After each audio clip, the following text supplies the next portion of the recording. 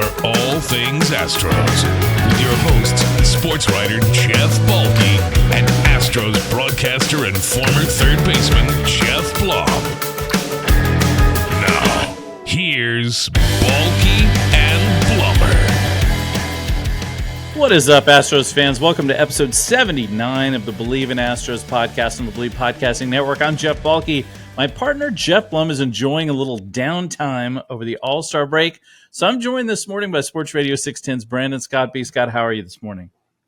I'm doing well, Jeff. I'm glad that you guys are having me on. I really appreciate it. It's an honor to be on, filling in, hanging out with you in place of Jeff Blum. Like, this is the ultimate fill-in week for me. In case people don't know, I'm filling in on Sports Radio 610 for Payne and Pendergast on the mornings.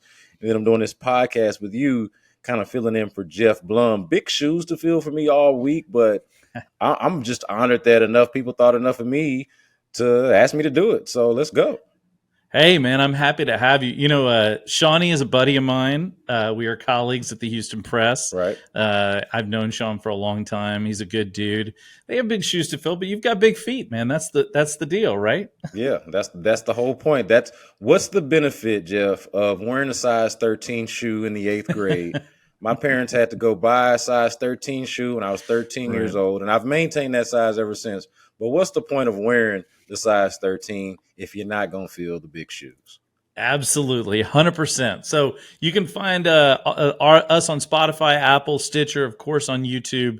Give us a follow on Twitter, on Twitter-ish. Yeah. We'll see how long that lasts. Well, hey. Eventually, we will be on Threads by the end of this week. I can promise you that, because we are on Instagram. It's at Believe in Astros, BLEAV. But Twitter question mark? I'm personally already on Threads. I'm at Jeff Balke everywhere. Blummer's at Blummer27. He's on Threads as well. I guess we're going to have to start mentioning Threads. I know, Brandon, you're at Brandon K. Scott. Yeah. And I think you cover the at Sports Radio 610, don't you? Yeah, so I'm at Brandon K. Scott and at Sports Radio 610. That's on Twitter, and at Sports Radio 610 on Twitter and Instagram. I guess I should have thought of Threads as both, I guess, this new phenomenon, but also just as a topic as well, because that is a place where people are going as an alternative. People are already on Instagram, and Instagram now, Meta, however you want to look at it, is doing a pretty decent job of copycatting and marrying the idea and concept that Twitter possesses with its own concept at Instagram, and it doesn't look half bad. I'm on Threads and Instagram too, at B Scott from Hiram Clark, if y'all want to check that out. B Scott from Hiram Clark with the E at the end, spelled like the neighborhood here in Houston. Love the Hiram Clark, man. I actually I had a buddy from the Hiram Clark for years. Rest in peace. Very, very dear friend and musician buddy of mine for many years. And so I used to do some hanging in the Hiram Clark. I had my share of barbecue in the HC. There you more go. than once. More than once. I dig that. Thanks to everybody who's given us 5 stars and left us reviews on Apple. Obviously, send us all your comments and questions. We love getting them. Read all of them. I've got one that a guy sent in. I'm going to do on Friday when Blummer gets back, because he asked Blum. But my question today is All-Star Week the worst week in sports? And why is that 100% accurate? I feel like, let me just tell you. So my opinion is that October is the best month of the year, period. Never of anything. First of all, it's the best sports month, because some people might argue March because of March Madness, but October has pro football, college football, pro basketball, NHL, and the baseball playoffs all at once. No other sport, no other time of the year does that. And on top of that, it's usually the first cool front of the year for all of us down here who are suffering from literal and metaphorical heat exhaustion. And then on top of that, hurricane season is over. Yeah. Right? October comes around. That's the end of hurricane season. So this week, however, to me is just brutal. I mean, there's no sports. I mean, they have the ESPYs this week. I mean, that's how bad it is. They have to hold the ESPYs this week. I mean, is this the worst week in sports? Well, first, I would co-sign your point about October. Let's just get that off top since you mentioned it. I 100% agree with you on October.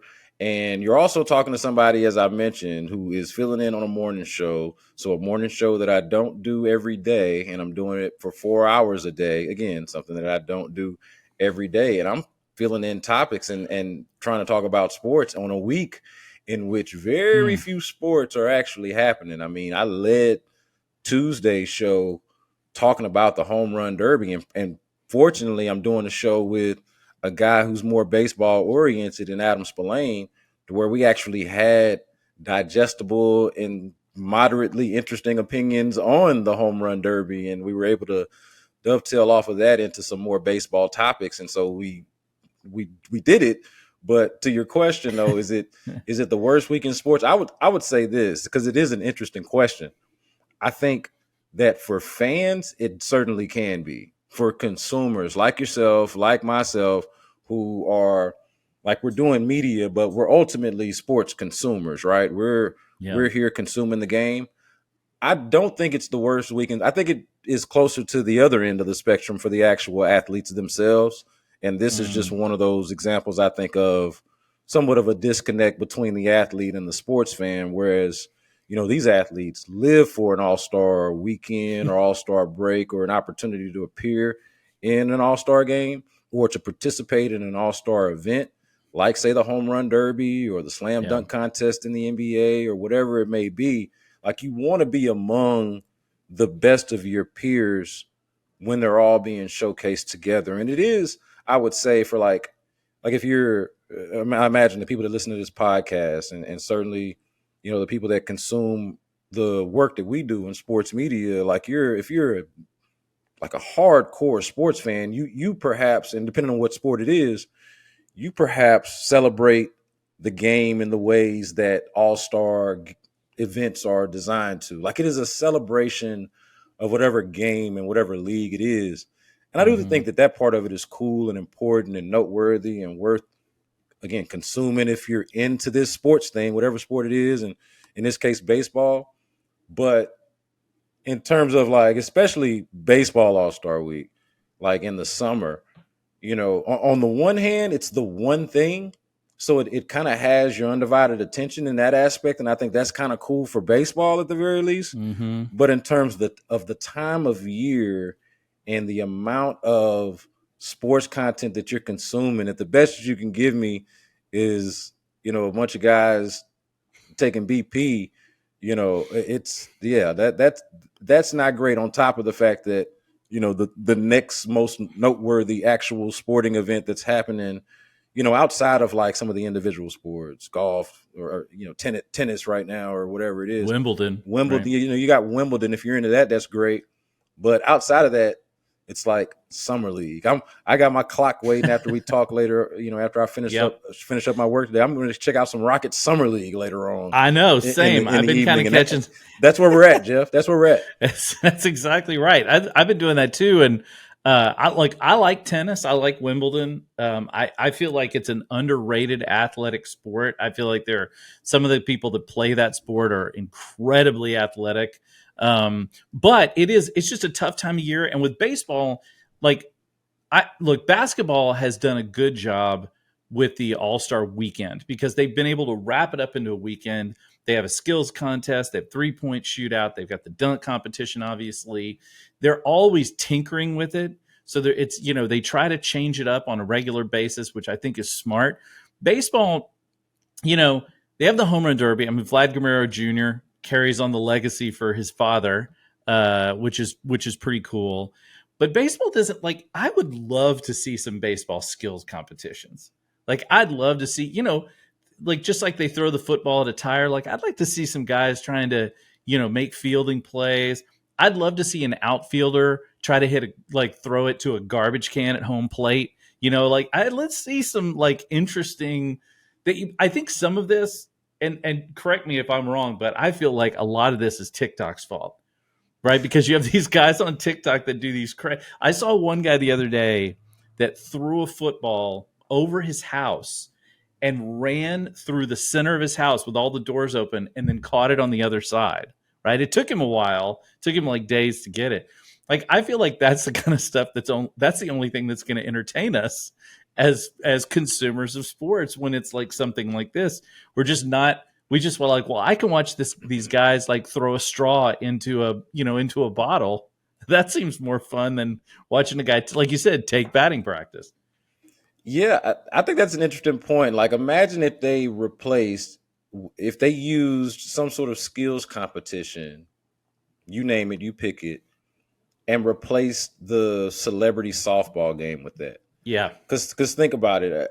I get the appeal of the celebrity softball game. Why you want to have celebrities out there? That's name recognition, that's fame, that's bridging the gap, so to speak, or helping baseball cross over into pop culture in a variety of ways. Because you have a variety of different types of celebrities that participate in the softball game. So I'm not. It's not to clown the softball game or anything, or to downplay it necessarily, but in terms of showcasing the game or showing something that is a lot more appealing and a lot more palatable to a baseball fan, you would think that a skills competition would be that. Like I don't want to oversimplify it and just say I want to see Ellie De La Cruz race the next fastest guy in the but just I mean would. let the I would say that I would trust the baseball institution itself to think of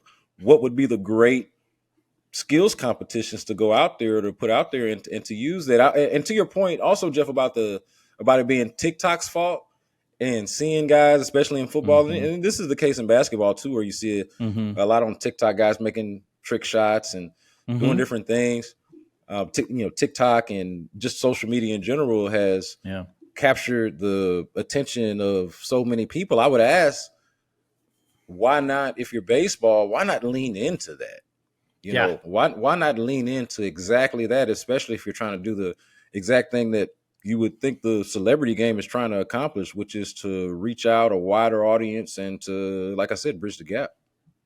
I think it'd just be fun to have a few, like for example, instead of the softball game, right? Why not, if you're going to keep the celebrity game, do celebrity wiffle ball? Well, I mean, that's a way more interesting and kind of goofy scenario. If you're going to do softball, just go ahead and do wiffle ball. You know, it's like, I think there's stuff that you can do that that I think, like I said, I think the ability to hit things from a distance, like target shooting competition, but with a baseball, would be pretty fascinating. And of course, I do think the speed thing would be great. I mean, I'd love to see guys like see how far they can get before they get thrown out. You know, I would love some stuff like that. But I know there's always worry about injury and all that stuff, and there's always going to be some concern. I still will never forget that. I guess it was forgetting how long ago, 10 years ago or so, when the guy blew both of his ACLs during the game that they played in the sand in the football skills competition thing. He landed awkwardly and like blew. It's like, those are the kind of things where obviously they're worried about, you know, but I don't know. That's the other risk though, Jeff, like to the point of whether it's the worst weekend is. I had this thought coming out of the weekend and going into Monday, and I'm not sure I articulated it properly on the radio, but just mid-season exhibition games, just as an idea, as a concept, and I don't mean this from a consumer standpoint. I just mean just from a practical standpoint. It is dicey. It is risky. I feel like basketball is probably less risky in this way because they don't, oftentimes they don't really try as hard in a lot of the all-star stuff that they do. But, if you're going up there, if Garrett Cole throws a 99 mile an hour fastball, and he's got great command, I understand, but like if it just slips or whatever it is, it's just, I was having a conversation about the home run derby with Yordan Alvarez. Like, hey, after watching that last night, you got to be, if you're thinking from an Astros lens, you're like, man, I'd love to see Yordan Alvarez compete in this competition just from a consumer standpoint and from a fun standpoint. But as a fan, I'm looking at that clock and I'm like, ooh, you know what? I don't know if I want Yordan Alvarez exerting this much energy, using this many muscles this quickly for something that is ultimately inconsequential and doesn't really matter. And so that's a long-winded way of saying, hey, the risk of injury too over something that is not exactly, again, is just sort of just inconsequential, not exactly important in the grand scheme of things, is also something that kind of might keep you up at night a little bit. Well, I also think too, and you make a good point. But Blummer, he was telling me, I was like, I said in the last podcast, I was like, "What's your favorite All Star moment?" He goes, "All I know about the All Star game is when I'm in Mexico," because he always took vacation during the week. And I Yeah. think increasingly you're getting situations where guys are not playing in the All Star game, to preserve themselves for the, Fromber's not pitching. Even though he certainly could, coming off a couple days rest, which personally I think was strategic, so he didn't have to pitch and he gets a whole week off. I think this whole week off is kind of a big deal for a lot of players to try and rest up in the middle of the season. I do have my All-Star hat on, though. I mean, Yeah. if you're watching this on YouTube, I do have my. I thought this is a pretty slick. I It's mean, stylish. It's it's stylish. this You're this sporting like the heck out of mint that thing. this like mint green is pretty sweet. But I don't blame him. I mean, if you get a week off in the middle of the season, and especially when you're playing so many games, I guess it's kind of the same argument we use with should the guys be playing the WBC when it comes up or anything else? Is it how do you make those decisions? For the Astros right now, I'm glad they're not pitching anybody because let's be honest, the first half of the season, the Astros are not where they are without their pitching. And really, when you look at it, they have, for the whole first half, they've only returned one starter, right? And that's Framber Valdez. Christian Javier has not been himself the last month. Luis Garcia's out with an injury. Jose Urquidy's been out for an extended period of time. Lance McCullers is out. Hunter Brown didn't join the squad until September last year. He's still a rookie. So the fact that the Astros have been winning games with Brian Bielak and JP France and Sean Dubin and Renel Blanco, it's nothing short of a miracle, frankly, that they're this close to Texas at this point. Yeah, I think they deserve a lot of credit, and I'm super impressed by it. I think back, to the point that you're making, Jeff, about those rookie pitchers stepping up. Mm-hmm. I just think back to that Dodger series where, I mean, first of all, what a series, and all of the drama that the series included. Just perfect for baseball watching. It had a postseason feel, and it wasn't like just because there was like tension between the teams or like a history between the Dodgers and Astros. It wasn't even that. It was like, hey, just the actual baseball itself had a postseason feel. It was none of the extracurricular stuff that has been discussed between the Dodgers and Astros over the last few years. Right. This was just like legitimate baseball, like interesting. Okay. Yes, it was. And so you had that, but as part of that storyline was exactly what you're talking about, which is the impressive thing about the Astros. I think it's just a great snapshot of the Astros season of taking lemons, making lemonade, and just doing the best with what you got. And what they've got right now is a bunch of rookie pitchers who have had to step in when you lose 3/5 of your rotation at the start, like really early on. You're talking about Jose Urquidy and Luis Garcia and their injuries, and of course Lance McCullers and his situation, not even being able to pitch for you. That whole thing coming up in spring training. So you're going into the season understanding that, but also thinking you're going to get him back, not really realizing how bad it is at the time. Just thinking, we're going to have to, tread water a little bit while Lance is out, but eventually he's going to come back and everything's going to be cool. And none of that has happened. None of that has happened. Like you've got the injuries that we talked about, and then on top of that with Lance and all that, and you have to ask a lot more of these rookies than you planned to, or that you wanted to, or than you expected to. All of these things. And so that to me is really impressive. I think those rookies themselves deserve a lot of credit for performing. Yeah. I think the Astros pitching staff deserves a lot of credit just in general and always and perpetually because they're excellent. Yeah, right. And so I'll concede that pretty much anytime we talk about them. And then Dusty Baker having to manage the situation when everything's not perfect. It's not easy to do. And so is every decision going to be the right one? No. Is every decision going to yield great results? No. Do you do the best that you can with limited options? Absolutely. And I think that's what the Astros have done, and that's something that they deserve credit for. What I would say, though, Jeff, to take the other, maybe a less positive view on it, is that it does not feel it does not feel sustainable. I'm not saying that it's not sustainable or that it is. I don't know. I'm not going to pretend to be able to tell you what these rookies are capable of. Okay. Right. And far be it from me to set limitations on them. Okay. I want to say that like kind of off top. But as far as how I feel about it, when I watch it and when I Fair. consume it, you just got to be like realistic with yourself and say, hey, is this sustainable? Or just, again, as a consumer, as a fan, as a media person, whatever it is you are, do you feel comfortable with it? Even if Yeah. you're proud of it and tip your cap to it and think that it's admirable, how do you feel about it? And that's the thing Yeah. that's really kind of concerning is like, hey, credit to the Astros for being one of, only a third of Major League Baseball teams got to 50 wins at the All-Star break, and the Astros are one of them. So credit to them for being in the upper echelon of Major League Baseball. But the thing that they can hang their hat on right now, which is their pitching, that has perhaps you could say outperformed itself, they're hanging their hat on that, and rightfully so, because it's been very good. But also there's that uneasy feeling, at least for me, Jeff, that maybe it's not all that sustainable.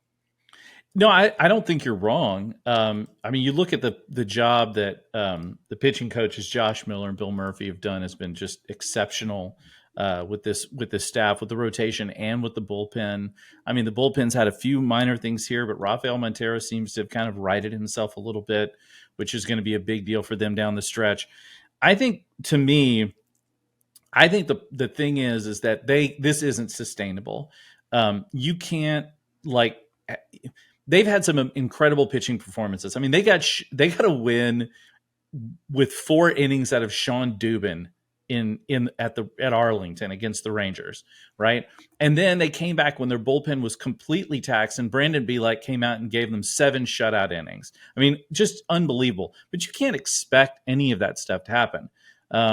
I do think, however, they're going to get Urquidy back pretty soon after the All-Star break.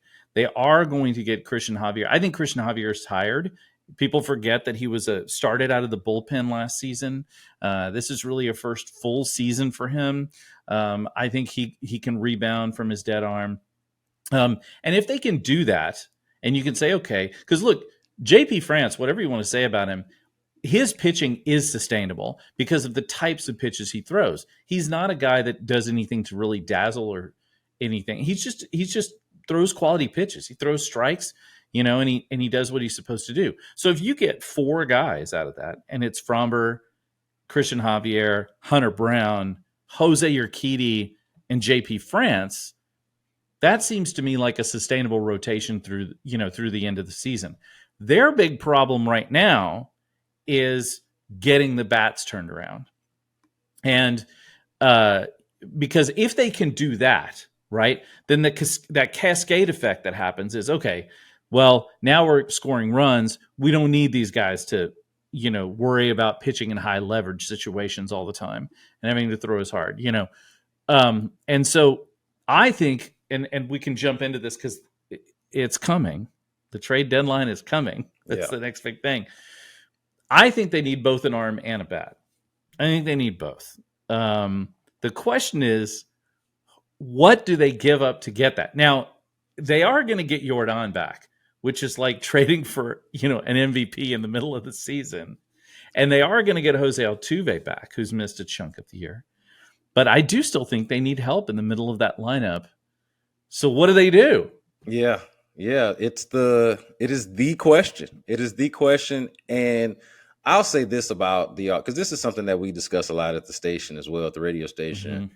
And it's like, where does the improvement come from? Where does the growth come from for this team? Does it come through the trade deadline externally, or does it come from within? Because we've talked about who all's injured and how poor luck that the Astros have had this season with the injury bug. It's just a thing. And hey, like, there's got to be some sort of balance between that improving itself, them getting healthier, and figuring out where exactly the holes are on this team. Like, they've got to figure that part out. But for me, Jeff, the offense, and look, there's no disputing the facts of the matter. The bats got to wake up. It's an inconsistent offense.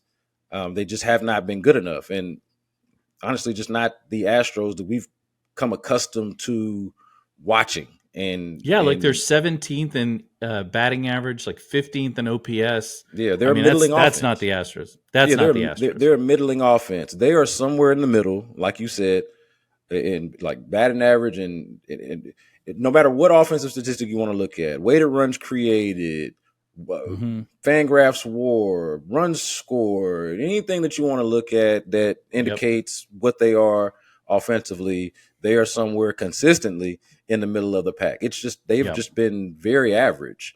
And that's honestly being kind about it, because the average comes from the inconsistency.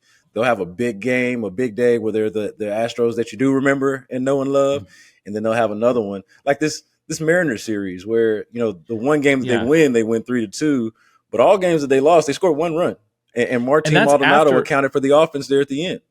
Right, and that's after a series against the Rangers where they put up a bunch of runs. Yeah, and you're right. I mean, it's just been a roller coaster of a season offensively. Yeah, 100%. And but for me on the offense, I would go back to the points you made about Yordan Alvarez and Jose Altuve coming back, because I think those are the most important ones in terms of where this improvement is going to come from. I have been less worried about, aside from the Michael Brantley thing, and Michael Brantley not playing yet, and that injury, that part for me is the big offensive lingering thing that I don't really have an answer for. Like, I don't know how that's gonna fix itself. Nobody does. It's the wildest thing to me. But other than that, so I would put a pin in that. But other than that, bringing Yordan Alvarez and Jose Altuve back and having them healthy, which is the key. Like, if they're in and out, not themselves, not feeling like themselves, that's one thing. Like, that's not what I'm talking about. But if those two guys come back right, all of a sudden, I like this lineup a lot better than I like what the numbers are telling me, or the conversation we're having right now about their offense not being any good. I like it a lot more there. So I can see a fix there. I don't disagree with the overall point of, hey, they need a bat, but I do feel like they have a bat. You know what I mean? Like, yeah. Well, that's not a bad point. Yeah. Yeah. I think you're right. It's there. It's there for me. It's just gotta. It's like, okay, you're rolling the dice. Are you depending on them to be healthy, and how sustainable is their health? I don't know the answer to that question, but I do know how good they are. I know how Jose Altuve is excellent. I know that Yordan Alvarez is excellent. So you put those guys in the lineup, and all of a sudden your lineup is a lot more excellent. Okay, and I think I saw maybe this was Chandler Rome at The Athletic who noted this, and I want to give credit because this is where I saw it, and I hadn't looked it up, but I saw it and thought, man, that's something to think about. Those two guys have played 13 games together. Jose Altuve and Yordan Alvarez have been in the lineup together for 13 games. Okay, and we're at the All-Star break. So, nuts. What kind of team is that when those guys are playing together? What kind of lineup is this when those guys play together? And you have to wonder, like, Alex Bregman hasn't been great this season. And he always seems to turn around every year. Last year he had an insane September, ended up with an OPS over 800. You've got to wonder how much this is affecting the rest of the lineup. Blum and I have talked about this before. I've written about this. The idea that if you lose a Jose Altuve, a Yordan Alvarez, et cetera, even Michael Brantley, it's not just that you're losing those players. You're losing the cumulative effect of that impact on the lineup. Like, Kyle Tucker has been stellar this year, right? He has been stellar, particularly over the last month. And but how much better might he have been if people, didn't have to pitch, if they couldn't pitch around him, right? Because somebody behind him was better, or because if he's hitting sixth in the lineup instead of third, right, or whatever it is, like, how much better does that make them just overall as a team? And it makes them a lot better. And also, by the way, kudos to both Corey Julks and Yainer Diaz. I mean, first of all, I love Corey Julks. I said it on here. I'm a full-on Corey Julks fanboy. Part of it is because he's from Houston. That is true. Went to U of H. I'm throwing the Cougar sign. But I just love the way he plays. He's not a necessarily big power hitter. He just he plays a solid left field. He runs the bases well. He makes contact. He is Solid at bats, completely really solid at bats. Well, to that point, he has turned around his season in terms of his strikeout to walk ratio. The first, let's say 25, 30 games, he was striking out all the time. Now he basically doesn't strike out hardly at all compared to where he was. Yiner, I mean, everybody wants to kick Maldonado to the curb and just throw Yiner in there all the time. You can't argue with the hitting numbers. You can't argue with the power of his arm. I know Dusty's going to be loyal, but when you look at that, if you imagine those guys in your lineup, but now suddenly they're hitting 7-8 instead of 6-7 or whatever, and now you've added Jose. Yeah, to me, you're right. Maybe they don't make a trade. Maybe they just stick with the bat. But if they are going to make a trade, the big question is, who the hell are they going to trade? I mean, they're going to have to send somebody out who's at the major league level. There's no way they're going to get back a real arm or anything without. I mean, you've got to figure Jake Myers or Chas McCormick is probably one of those guys. Corey Lee would have been, but now he's injured, so I don't know what the deal with him is going to be. You've got guys like Drew Gilbert, who they're certainly probably not going to let go of, or Melton at Double-A, Aaron Netty at Triple-A now, even Pedro Leon, who's having a little bit of a down season. I mean, they don't have a ton of assets to be dealing. Yeah. So, I mean, I don't know what they do. Yeah, that's the dilemma. And this was a theme on our show on Tuesday. Myself and Adam Spillane on Sports Radio 610 was, the way I positioned it was, give me the one name, give me the one player that you like, whoever you are, whoever the person is that's listening. What's the player that you want to add to this Astros team to get them over the hump, if you will? Don't say Shohei Ohtani. Oh, and that's absolutely, because we're doing a radio, so we're having fun here. So we're gonna take the low hanging fruit. Please believe we're gonna take that low hanging fruit and feed our families with it. But at the same time, the heart of the discussion comes back to your point, which is, what do you give up? What do you have to give? And that's the dilemma here, Jeff. Like, you're talking about not being able to solve problems.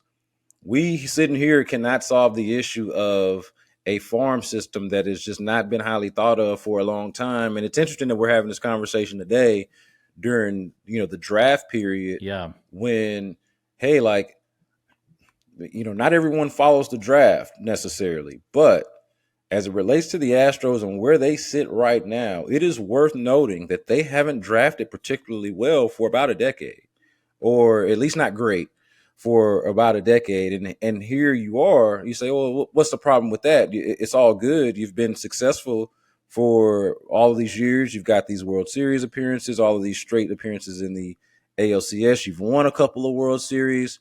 It's cool. To heck with that farm system, right? Well, yeah, but when you're having a down year, even if you don't want to call it a down year, if you object to that language, if you just want to say, hey, you need a boost, you need something this year, and you need something to get it, like you need something to some kind of collateral to trade for it, you don't have it. You just simply don't have it. If it comes down to it, and your favorite name, whoever that name is that I asked for, that you want, is their services are up, or like they're on the market, let's say, and another team, which this is the case, another team that is looking for something similar, has a lot more to give, a lot more to offer. Well, they're more likely to get that player than you are, and that's where the Astros are. The farm system's just not there. They don't have really the prospects that are going to wow you or kind of like just knock your socks off or anything like that. And then you start looking at the major league roster. Okay, so now where do they have a surplus? Where could they deal? Last year, they had the starting pitching surplus was what you would call it. This year, you might say it's the outfield and particularly center field, the carousel of center field and the Jordan-less left field, right? So like those combination of guys, who would it be? You mentioned Jake Myers and Chas McCormick. All right, yeah. So those are probably your best candidates of guys on the major league roster, guys who've played major league ball, who would have some kind of interest on the trade market. But Yeah. then what even is that interest? And that's I Right. think that's a legitimate question. As much as we like Chaz McCormick here, you got the Chaz Chomp, and Chaz has got the big time catch in the World Series last year, and he's a thing here for sure. And we understand the sort of fascination with Jake Myers as a center fielder specifically, especially defensively. But what are those guys? What do people think about those guys around the league, and what's that going to get? Is that enough? Is the ceiling on those guys combined with whatever you've got to offer within the farm system? How does that match up with what other teams can offer when they have been drafting well and when they have been developing players within their farm system? It's like it's a weird situation to be in when you're going to be wanting to buy at the deadline and you just don't have a whole lot in your pocket. It's a funny thing too, because I will say that the Astros have been victims of a number of things when it comes to the draft. I mean, first of all, they haven't had a high draft pick in years because they've been winning so much. They lost 2 consecutive years of high draft picks, period, because of the cheating thing. Yep. So they've also raided their farm system to get guys here, through trades and things like that.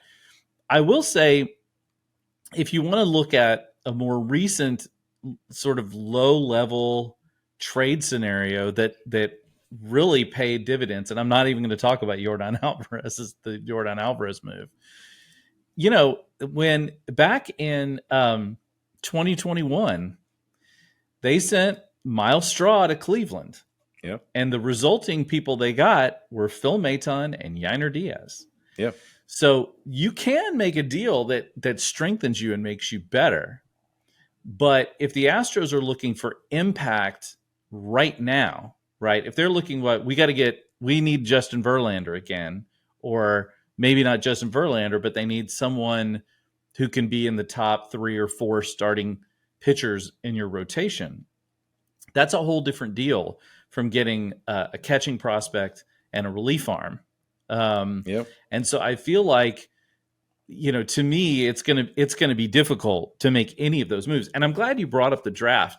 We're gonna be on Friday. Blum and I are gonna host the Astros director of amateur scouting, Chris Gross, which is after the draft, which should be fascinating.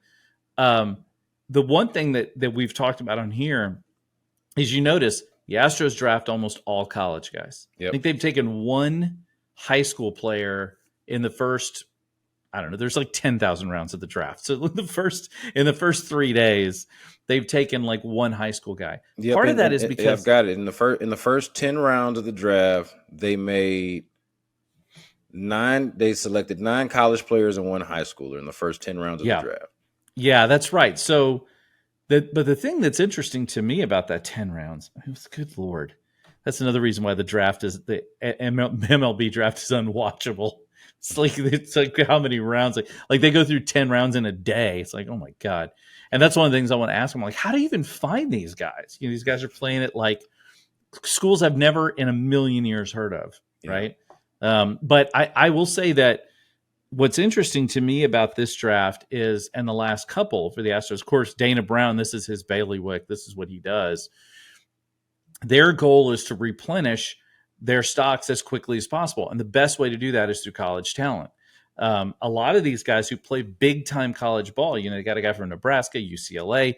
They picked some guys from the SEC last year. It's like AA. College baseball in many ways is like they can send these guys straight. I mean, you've seen how quickly Gilbert has jumped from AA all the way up to AAA. Arenetti's moved up really quickly.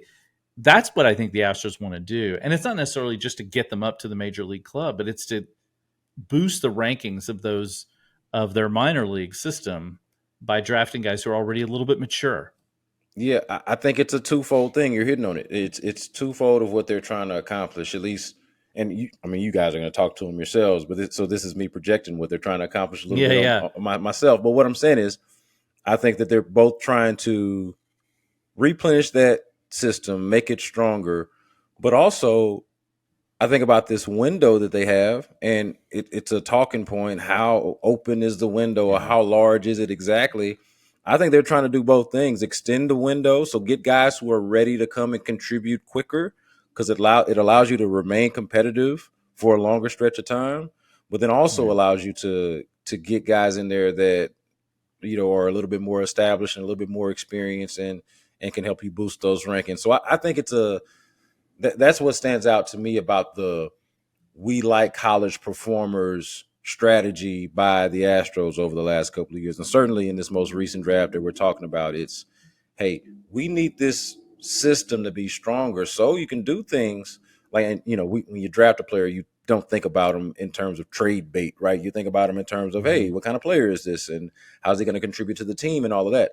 But you do have to kind of take the bird's eye view a little bit and step out and say, okay, they're bringing in enough guys that not only they feel comfortable about their potential to come and actually contribute to the major league team, but also, hey, this is a guy that I can dangle at the trade deadline when I need to go get Lucas Giolito, or when I want to bring Justin Verlander back, or make a Max Scherzer trade. I'm just throwing out names, but but you understand what I mean, though. Like when you want to do something like that, then you need guys, and so that's clearly the strategy. They want more established and ready-made players in that system to both play for them and to be available as draft capital, or I should say, and they trade capital, and for that matter, replacements for guys that they might trade. Right. If you move, that's it. If you do move a guy on the major league roster, you need to know that there's somebody backing them up that's going to be able to perform at that level. And look, let's be honest, Alex Bregman's got 1 year left on his deal. Kyle Tucker has 2 more. He's clearly holding out, for as many dollars as he can get. There are guys that are going to be coming up for either new deals, or they're going to move on. Yeah. And so the Astros, they got to do something. And also, if you draft a player as good as Drew Gilbert, right, and if you think as highly of him as we believe that they do within the organization, then it's a much more of a shoulder shrug. And I don't mean this disrespectfully, but it's much more of a shoulder shrug when you talk about trading a Chas McCormick, a fan favorite, or a Jake Meyer, somebody that at one point you maybe thought highly of, or thought could be your center fielder of the future. Well, now you've got Drew Gilbert who's going to come up pretty soon. So those guys are a lot more expendable, which speaks to the point and the importance of drafting guys that are already made like that. Yeah, I'm going to be, obviously the draft, it's so long and there's so many players taken. I was even reading today, you mentioned Chandler Rome earlier. Obviously he's great on The Athletic, and was reading his story about the picks that the Astros had made. And he's talking about like their bonus pool. Like they have a certain amount of money they can draw from to pay these guys. And so they picked a couple of guys who were seniors in college, which will help their bonus pool. And I'm like, I don't know I know so little about that. It's almost embarrassing. I'd read up on it, and I'm like, why is that? And then you try to explain, because the high school guys, they have more potential. They're going to want a little more money. And the guys who are seniors, maybe they don't have as many options. I'm like, God, I'm glad I'm not a GM. Yeah. That's all I can say. Yeah, I am glad and so many people in this world seem like they want to run baseball clubs and basketball clubs. I'm the last. I don't want anything to do with it. Part of it is because I'm terrible at math. I would make a mistake and I'd give somebody a bonus of $1 million. Like, wait, no, you meant $1,000. That's like I'd misplaced the decimal. That's what I would end up doing. No, what you would have is very smart accounting folks. You would be, if you were in charge of this, you would be instincts guy, you would be scouting guy, you would be vibes guy, and somebody would be over there with a calculator next to you, making sure that all the decimals are in the right place. And I would be right there with you. I'd be in the same predicament. I'd be like, hey, I like that player. Let's sign him. But make sure somebody else does all of the calculations on the contract. Like to your point in this Chandler Rome story in The Athletic about their pool, they've got $6.7 million of pool money for the picks in the first 10 rounds, and you're like, okay, well, makes you feel pretty good about them signing their, at least the potential for them signing those first 10 picks, and so they want to make the most out of them. But How would I go about using that money or making sure that that money is properly allocated? Hey man, God bless Dana Brown and his staff and Chris Gross and his staff and everybody that's tasked with that, because there's a reason why I talk on the radio instead of exactly doing numbers. Well, I tell you, speaking of controversial numbers, we cannot not talk about Barry Bonds. And and when I say controversial numbers, I mean, in his case, I mean home runs, also the size of his head at one point. But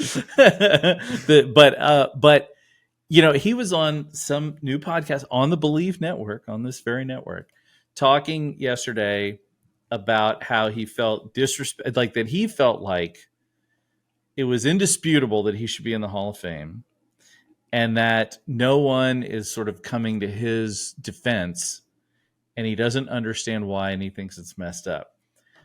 So I want to get your take on this before I give my 2 cents, because look, I've followed Barry Bonds. I mean, I grew up at the time he was becoming Barry Bonds, right? So I watched him a lot.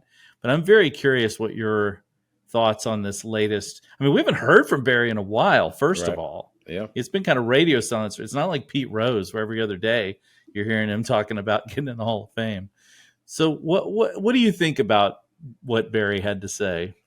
Well, first of all, I find the Barry Bonds versus baseball as an institution to be fascinating, because I honestly don't feel like there's any good guys in the scenario. Like, most stories have a protagonist and an antagonist, and you pick your side. Maybe you like the antagonist better, but you pick a side, right?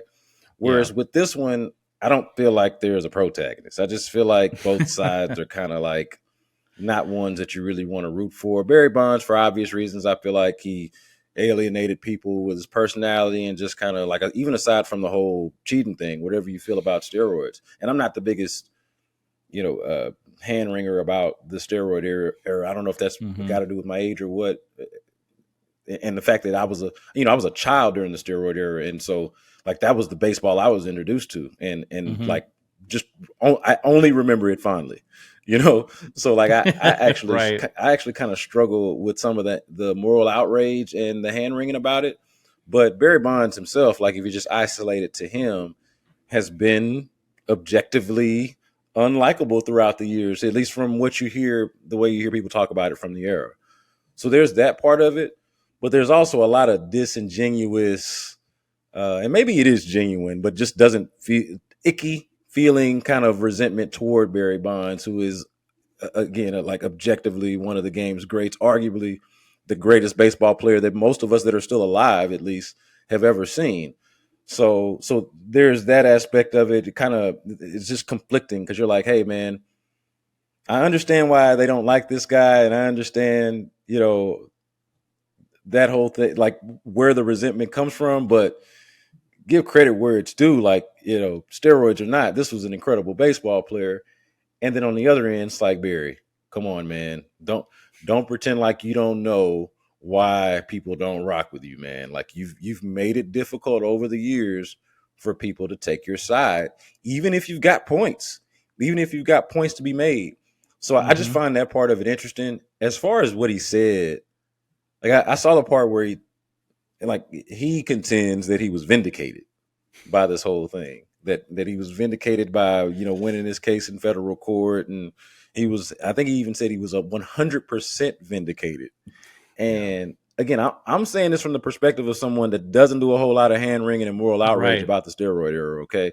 That's the perspective I'm coming from it with. But at the same time, I feel like Barry Bonds, respectfully, man, somebody needs to reintroduce him to the concept of vindication and what vindicated actually means. No doubt. Because I don't think he's got a great grasp for it at all. And can I reiterate enough? I'm saying that as somebody that is mostly on his side in terms of being in the Hall of Fame, being recognized for how great he was. I think it's ridiculous and silly that he's not in there. It's actually one of my beefs with the Baseball Hall of Fame. I've joked about like who cares if I acknowledge or not, but I've joked about, hey, I don't acknowledge the Baseball Hall of Fame until Roger Clemens and Barry Bonds are in, because those are the stars of my childhood, and I don't care that they did steroids. I want them in. They're great. But at the same time, let's be real. Let's be real about why it is the way it is and what your role is in that. And let's not misuse terms like vindication. I agree with you. Well, like there's a difference between being exonerated and vindicated, and there's a difference between what a court might say or what the outcome of a court case might be, and the court of public opinion, and that's what the Hall of Fame and this whole conversation really is about. Fair or foul, or however you want to look at it, like that's what it is. This is not. You're not in federal court. Like that's the fact of the matter. You're not in federal court with this situation and going to the Hall of Fame and everything like that. That is not vindication. And if he wants any evidence of, and I guess he is speaking to it, saying what happens to vindication within my own sport. Yeah, being exonerated or getting off in a case or whatever it is does not vindicate you. It does not tell the rest of the people, oh, you know what I think happened didn't happen, or what I saw with my own eyes, or what I believe with my own intel isn't the case because so and so was vindicated. Like, no, that's just not how the world works, Barry Bonds. American politics teaches us that right off the bat. It doesn't matter. Like, the perception is reality for so many people. And I 100% agree with you. I was an adult during the steroid era, albeit a young adult. I'm not a real purist, right? I like the universal DH. I hated watching pitchers hit. I know that there are lots of people out there who would disagree with me on that, and that's totally fine.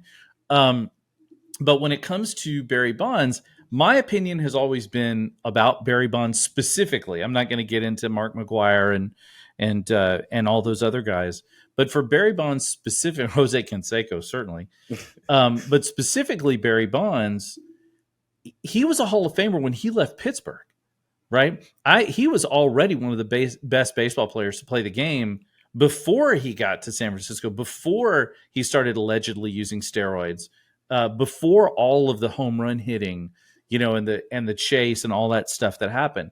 So to me, like, if I understand the rules, around the game, but again, Babe Ruth and guys like that, they had like horse tranquilizers and were probably, God only knows what the hell they were doing when they were playing baseball. So I'm just not, as I'm like you, I'm not a big hand wringer about that kind of stuff. The thing that bothers me with players who have done that is the lack of admission, right? Like, if you want to, if you did something that was wrong, fall on your sword, just go ahead and say, yeah, this is what happened. It sucks. I feel bad about it. That's why I don't understand why they won't let Pete Rose into the Hall of Fame, right? He admitted what he did, right? He was like, yeah, I didn't bet on my games, but I bet on games. And now they're like, no, you're never getting in. So to me, it's like, you want these people to have some level of integrity, even if it is after the fact. But then what you're going to blacklist them anyway. So when Roger Clemens, to me, the biggest crime Roger Clemens ever committed was standing in front of Congress and saying it was B12 and lidocaine, just B12 and lidocaine, like over and over again. I'm like, dude, just say you shot some. It's fine. Like, everybody, Andy Pettitte admitted it, and everybody was like, oh, look at what a sweetheart Andy Pettitte is. Yep. He came out and he told the truth, right? For Roger Clemens, if it wasn't for the ego that drove him, he'd probably be in the Hall of Fame. Yeah. But it's just, to me, I think, Brandon, to be honest with you, I think people who are from a younger generation will change a lot of this in baseball eventually. I think people like you who grew up, who were kids during that time, they're going to come around. And I think people who are Gen Xers like me who just don't give a crap are going to be like, yeah, let them, whatever. It's fine, because there is, like you said, and I thought that was a really good point about there is no real antagonist. There's no good guy in this scenario. Baseball has been just as hypocritical and stupid as Barry Bonds has been evasive and, ridiculous. And so to me, they both look like idiots. And if you want to put an asterisk or something by their nameplate in the Hall of Fame, if that's what you've got to do to make yourself feel better, okay, fine. But not letting one of the greatest hitters and defensive players that ever played the game, who was that good long before he was ever accused of steroids, not in the Hall is just, it's insane. Yeah, like I'm trying to imagine a world where, and forgive me for even throwing out this hypothetical, but I'm trying to imagine a world where we don't let Michael Jordan into the Hall of Fame because if he did steroids. Would anybody care if Michael Jordan did steroids? No. Like he's in. Sorry guys, steroids or not, he's in. Or not letting Jerry Rice into the Hall of Fame because you found out he did steroids. It's like, sorry man, he was too good. Like and like you said, put that asterisk there. If that's what you feel like you got to do to feel good about it, then fine, do that. But the idea that you're and I agree with your overall point that this is going to correct itself over time. Mm-hmm. I think that there will be, like you're saying, there will be people who over the years are going to look at it and say, hey, well, what are we doing? And especially when you consider, going back to the point of the no good guy in the scenario here, like when you consider even why Barry Bonds, like has anybody really done enough thinking on why it is that Barry Bonds, one of the greatest baseball players to ever live, would feel like he needed to do steroids all of a sudden, or why It's he a would good resort to point. that. Like whether he was doing it in the beginning of his career or doesn't start until after, things start to blow up with Mark McGwire and Sammy Sosa in 98, like wherever you track it to, it's hard not to think that that's not born of a cultural thing, like something that is pervasive within the baseball culture. Like he felt a need or a reason to keep up or to do this thing that frankly was going on and was happening somewhat unchecked. And I say going on, it's not like everybody was doing it, but it was unchecked for the most part or allowed. Oh, baseball ignored it for sure. sure. Baseball turned the other way. And so like if you're watching players that aren't as good as you sort of pass you up or do things that you're not able to do without the extra that they're using, then it's like, okay, well, if I'm better than them when it's fair and square, then I'll be better than them if we're both cheating. I'll cheat better than them. Exactly. And so it's not like it's not like steroids helped him hit. Right. Like he still has to make contact. There's so many things in baseball that you still have to do. But it does bring up an interesting question when we get to the Hall of Fame stuff. And that is, what happens if and when some of the Astros who are involved in the cheating scandal, specifically Jose Altuve, what happens when they're up for the Hall? Yeah. And, I've thought what so happens? much about that. What does happen? Yeah, it's just crazy. I have no idea. Well, honestly, don't have it. Look, here's an interesting thing though, to go with that. Like when I saw the other day from the MLB shop that Jose Altuve and Alex Bregman this year are still the top 5 or among the top 10 selling jerseys since opening day. So it's like, okay, does that just mean that you just got a rabid Astros fan base that's holding it down for Jose Altuve and Alex Bregman, or does it mean just kind of generally that the stench from the sign stealing scandal wears off over time? Certainly by the time that their careers are over and it's time to vote them in, something that's going to come up and something that you're going to have to discuss. And, sort of the other side of, hey, younger people are going to be more accepting of the sign stealing. I do wonder how the younger generation of baseball writers is going to consider the as opposed to steroids, how they're going to consider sign stealing, since we were of age for that. Like we're adults consuming that, and so we were here for it. And what's sort of how differently does my generation view the sign stealing scandal from the steroid scandal when it comes time to vote? It'll be a fascinating thing when we get there. I just want to know if they can, at all possible, get the trash can in the Hall. Can they get the trash can displayed at the Hall, just like they do at the wing in Cooperstown for it. Right. Well, at the Smithsonian, they've got like Archie Bunker's chair and the set of Seinfeld and like whatever. They got to have the trash can, man. Find that trash can. It's very important. I always thought that, especially since we operate in Astro spaces, and so there was like a defensive element of the whole sign stealing thing for Astros fans, because they're like, hey, stop beating up on us. Everybody in baseball did this. Leave us alone. All this kind of thing. But I thought that there wasn't nearly enough fun had with them banging on the trash can. Agreed. Look, hilarious. I thought the inflatable trash cans people threw on the field was pretty clever. Like I was down with that. Like it's you got to be clever about this at some point anyway. Well, man, thank you so much for joining me today. B. Scott, what is it? You're going to be on the radio all this week, 6 to 10, I think. All this week, 6 to 10 on 610 in for Payne and Pendergast. So I'm enjoying that. I'm in with Adam Spillane, so you can expect plenty of Astros talk in addition to our usual Texans talk that we do. And he and I do a podcast together. I'll mention again, H-Town Hoops Podcast. We cover the Rockets. And so pretty much any team in town, if you're interested in them, we've got something to say about them. So check us out. And Jeff, man, thanks for having me. Really, man, this is an honor. And I enjoy getting a chance to talk to you whenever the opportunity presents itself. Yeah, man, we haven't known each other that long, but we did get to know each other at the Final Four. That's how it happened, and so it's all good. I'm always happy to have you on, and it's always a pleasure to talk to you. Blummer and I are going to be back on Friday with a fresh pod brought to you by Bet Online. We'll be joined by Astros Director of Amateur Scouting, Chris Gross, which should be excellent, so we can go over the draft. Very excited to have him on. Don't miss out on that. Huge thanks to everybody who's listening and watching.